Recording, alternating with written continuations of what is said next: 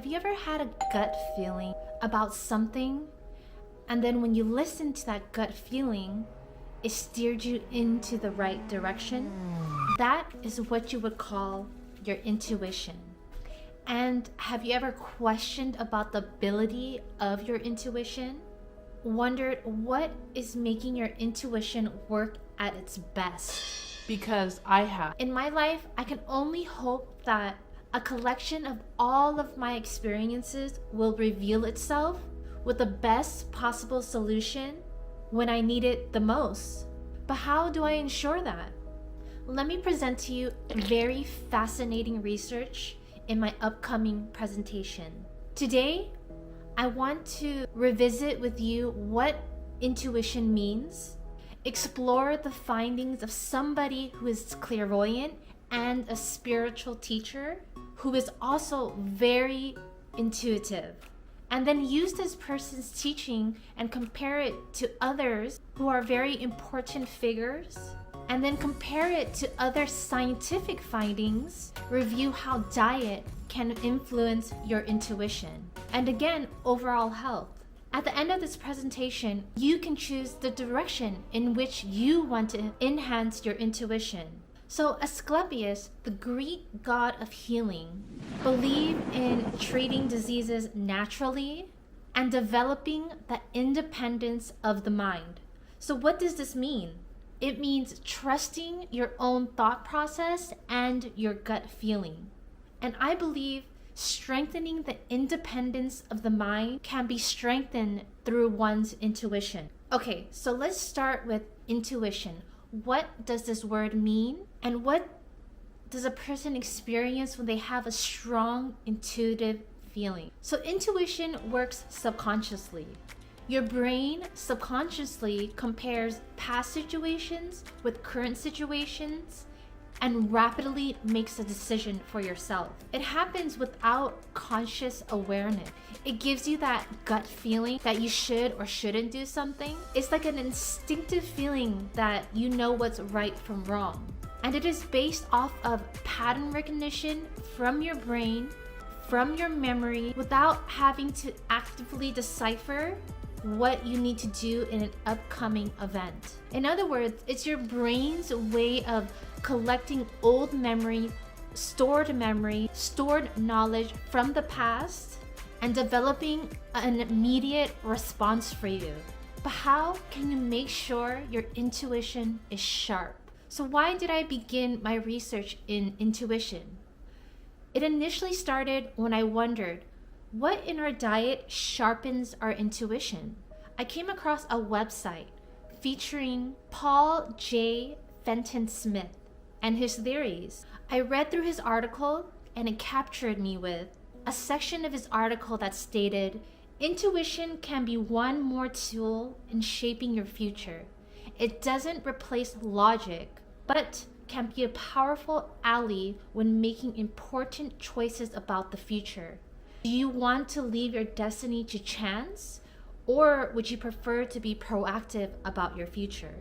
And so I dug a little bit deeper. Who exactly is Paul J. Fenton Smith? According to research, he is a clairvoyant who wrote 10 books. And he's been the principal of the Academy of Psychic Sciences in Sydney since 1985. And he has studied the development of psychic abilities since 1978. So what does it mean to be clairvoyant? It means to have a sixth sense. The ability to know something's going to happen when you don't visually see it with your eyes. The ability to see the future, to read someone's mind, or to even communicate with dead people. These are all features of being clairvoyant, which unfortunately I don't have these capabilities myself.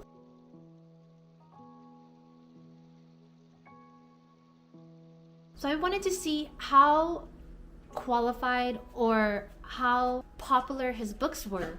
So I went on to goodreads.com and he had 30 ratings and they were approximately 4.5 stars out of 5. And then I went on to Amazon and he had a little over 4 stars as well. So there are people who are a big fan of his books. I personally did not read the book, but when I came across his website... Wait. You believe in psychics? I don't know.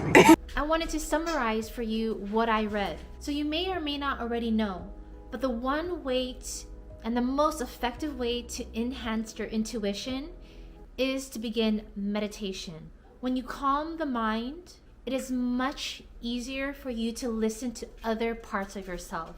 But if you have an overactive mind that's always being stimulated, you cannot listen to that inner voice inside of you. So as the mind is calm and you begin to tap into your personal awareness of yourself and others around you at that specific point in time, you gradually become more in tune of certain smells, of certain tastes, of your environment.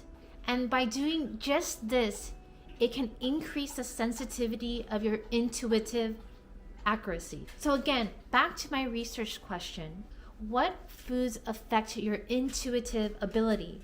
And we can all develop the skill if we start to notice how eating some foods can make your mind more foggy brained, make you more anxious, overstimulates your nervous system.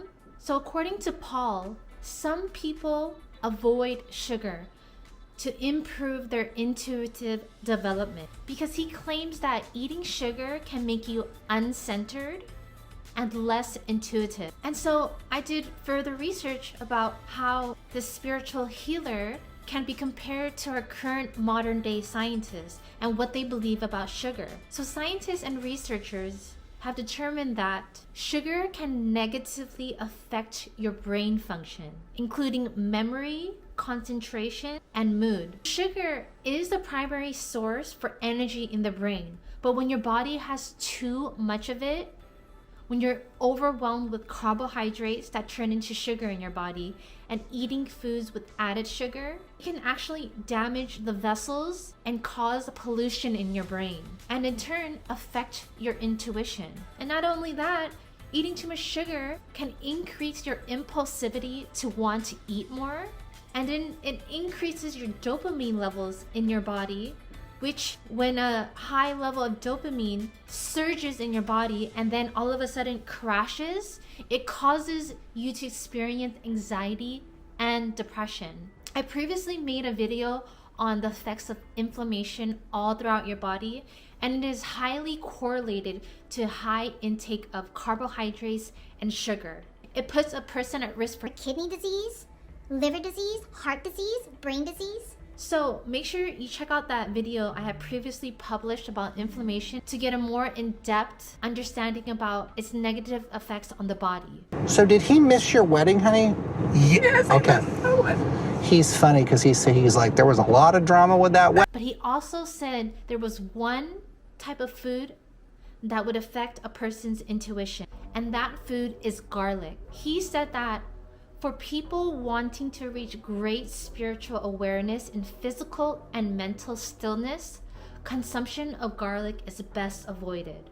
A person can enjoy deep, relaxing contemplation after eating garlic, but it's not easy to reach spiritual heights in meditation for several days afterwards. So in the Chinese medicine, eating garlic is thought to be a healing food. It stimulates the body and the mind, and it leads to heightened awareness and alertness, which some may interpret as enhanced intuition.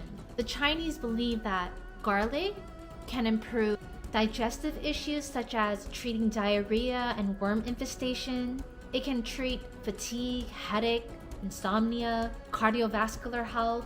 It can lower blood pressure, improve one's immunity, and to treat colds and flu because it is a great antioxidant, neuroprotective, meaning it can prevent the nerves from getting inflammation as well as degeneration, improve memory and attention, reduce the risk of Alzheimer's disease, aka dementia. So with all of these benefits of garlic, you may question the outlook of the spiritual healer.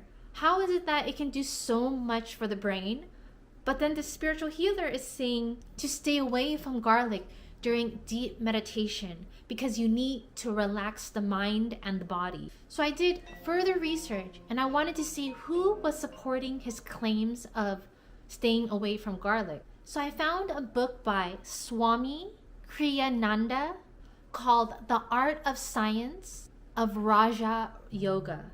Its claims state that in order to practice yoga and to be in a more meditative state, a person should focus more on harmonious foods rather than stimulating foods. Harmonious foods because it inspires the body to be more calm, cool, and relaxed. In order for a person to be guided by our inner self or our intuition. If the body eats more stimulating foods, they call this rajasic. I believe I'm pronouncing that right or wrong. These heating and stimulating foods activate and excite the nervous system, and it impairs one's ability to be more centered and spiritually focused or more intuitive. So stimulating foods include meat, eggs, onions, and garlic. So Swami, who published this book, does support Paul's theories that garlic will make you uncentered and that a person needs to remove from their lifestyle foods and activity that are too stimulating to the mind and the body. So would you take the advice from Paul J. Fenton Smith, clairvoyant and the spiritual healer, or Swami Kriyananda, the yoga teacher who supports Paul's theories on garlic's effect on our intuitive abilities because it stimulates the nervous system? Or would you prefer to reap the benefits of garlic and its scientific studies in the East and the West on heart health, brain health, and overall wellness? Because developing our intuition, which will give us a small and very silent warning about an upcoming event, can potentially help you look ahead in your future to help guide us in the right direction. Let me know your thoughts on this research. Stay healthy, friends of YouTube. Take care and bye!